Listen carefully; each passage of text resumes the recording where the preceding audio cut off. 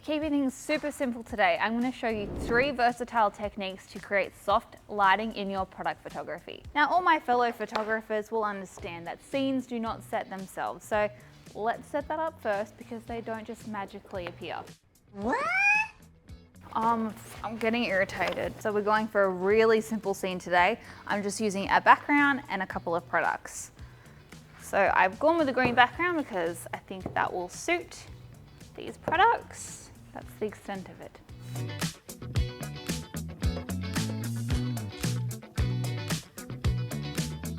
This very first technique is one of my absolute favorites. I use this tool on pretty much every single photo shoot that I do, and it is using diffuser paper to soften light. The reason I love diffuser paper so much is because it evenly spreads light across the scene. It really disperses it, and it doesn't put any harsh glares on the actual product. Sometimes when you're using other modifiers like softboxes, you can see the shape of the modifier, whereas this one, it's very, very soft. So I'm going to show you how I usually mount this, and then I'll show you the results. Got my C stand here. I'm just going to put the boom arm out, and then you just simply slide it on and then stabilize it with a clip. Diffuser paper roughly costs like $150 to $170 depending on where you buy it from. You can buy it from camera stores, order it online. To me, I don't think that's actually too expensive, but if you are having to replace it, then obviously it's something to consider. That'll do it. Do you know what really helps in product photography? It's having your camera out ready to go. Where's my camera, Hoosie? I better go get that. Everything in place. We've got our strobe, our diffuser paper, our scene. I'm going to take a shot and show you the results.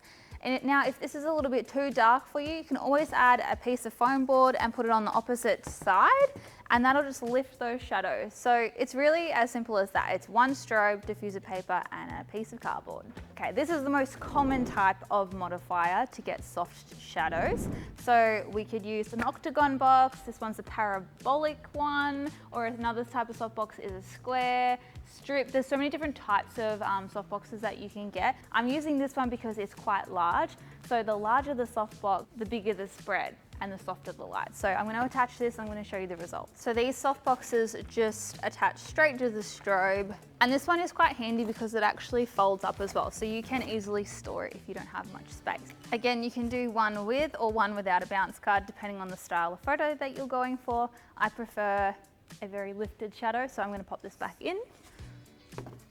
Now, depending on where the softbox and the strobe is standing will change the direction of the shadow. For this one, I just want to keep it super soft, so I'm keeping it pretty high so it can spread across the entire scene. And that's the results for the softbox. Okay, so this last option is perfect for those who haven't really added to their gear collection. Maybe they don't have softboxes or diffuser paper.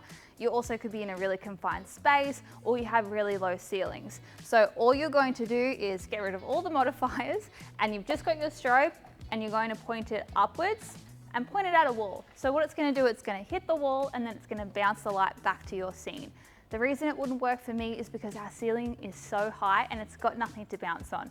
So what I'm going to do is go to a smaller room, and I'm going to show you the results there. Okay, so we've moved into a different spot of the studio. This has a very low ceiling. So what I've done is I've put my strobe up, I've pointed it at the roof, and I'm going to take a shot to show you how it comes out. So as you can see, it's super soft. With this technique, you don't have as much control as to where the light is going to go because it's literally just going to spread everywhere, but it is a good option if you don't have modifiers. So there you have it. We used one light across all 3 scenes.